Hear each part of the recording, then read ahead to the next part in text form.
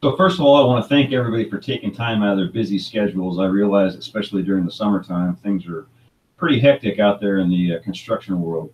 My name is Jason Spangler. I'm the flooring division manager here at Wagner Meters. I'm responsible for not only the Rapid RH side of business and concrete moisture testing, but also responsible for our small line of hand meters for testing wood subfloors and finished wood products.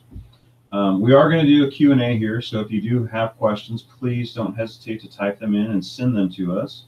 On the other side of things, if you do forget or think of something down the road, please don't hesitate to give us a call. Our direct phone number, or my direct phone number, is 800-634-9961. It's extension 235.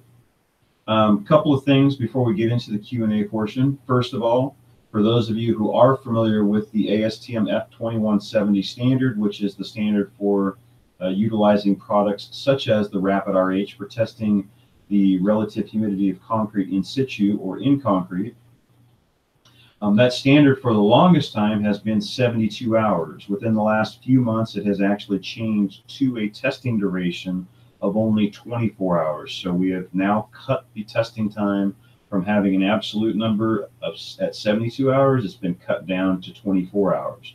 So when you compare it to, say, like calcium chloride or a test of that magnitude, you're looking at 60 to 72 hours versus 24 hours with a relative humidity test. Second thing is, it's always exciting when we come out with new products. Within the last 6 months, we came out with a product called the Smart Logger, which is a device for testing the ambient relative humidity, or actually data logging the ambient relative humidity and temperature. And you can get the information, extract the information via Bluetooth. So it's something that during the time when you're testing or doing concrete testing parameters, you're able to record your ambient relative humidity and temperature and prove what kind of conditions you did have.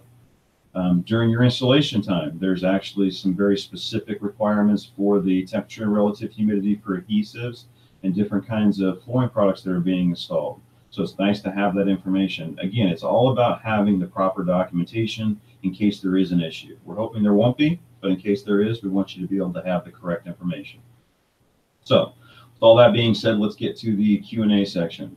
One of the questions that I always get revolves around the fact that during this webinar, and when you actually dig into the ASTM F2170 standard, you have the standard is a very depth-specific requirement as far as how far into the concrete you drill, whether it's a 40% depth if you have a slab drawing from one side, or it's a 20% depth if you have a slab drawing from two sides. So the question I always get is, how do you know how thick the slab is? Well, when you get down to it, you have construction documents. Obviously, we know in the real world that concrete, even though it might be specified at 6 inches, is not always going to be exactly 6 inches when it's poured and when it's finished. But that gives you a place to start. If you're doing renovations, you have the ability, a lot of times they'll be changing or altering plumbing and adding bathrooms or things of that nature. There'll be open trenches where you can verify thickness based on that. Elevated floors, you a lot of times have penetrations that are going through the second floor, third floor, fourth floor, that you can look at those penetrations and be able to see what the thickness of that slab is. Worst case scenario, what I hear is that people out in the real world are actually, some of them are taking smaller diameter drill bits. They're drilling a few holes or a couple of holes just for comparative reasons. And they'll drill all the way through the slab. They'll take a wire, make a J out of it so that it's just a little bit bigger than the diameter of the hole. They'll push it down through the hole. When it gets to the bottom, it'll actually spring out. Pull it up until you feel resistance. Mark it off with the Sharpie. You can see where the radius of the J was and where the Sharpie is, and you have some kind of measurement to be able to see a general idea of the thickness of the concrete.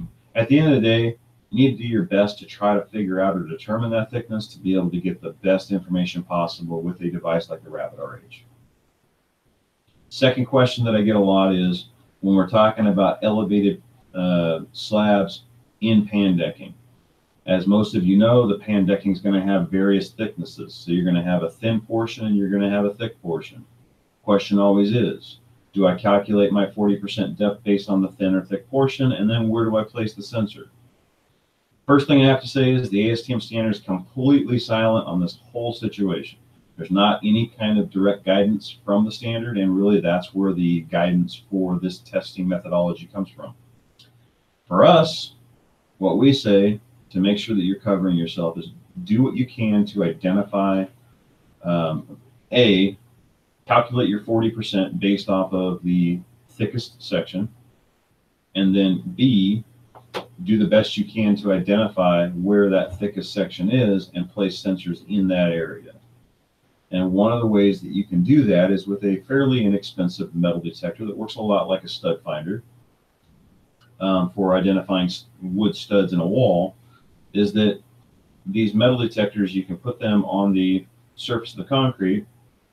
And again, they're probably, most of them that I've seen are under $100. They're not perfect, but they're pretty good.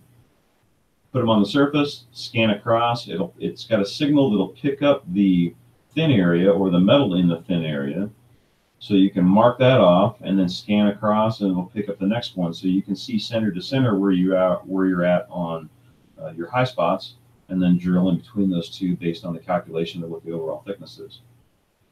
That tends to be one of the ways that I see done a lot out there. Speaking of pan decking, a lot of questions still revolving around whether or not pan decking is quote unquote drying from two sides because you have what they call vented pan decking. At the end of the day, there's not enough venting going on in that pan decking to qualify for drying from two sides. So when you have a slab that's elevated and poured in a pan deck, it is drying from one side, and you calculate your hole depth based on 40% of whatever the thickness is. The only time you're going to look at going only at a 20% depth of thickness is if you're able to stand on a floor below and look up and see concrete, and then obviously on top and look down and see concrete. It needs to have airflow and breathability unobstructed on both the top and the bottom surface. So it doesn't look like I have any other questions. Again, my name is Jason Spangler. If you have any questions down the road, please don't hesitate to give us a call. That's what we're here for. 800-634-9961, extension 235. Thanks, and have a great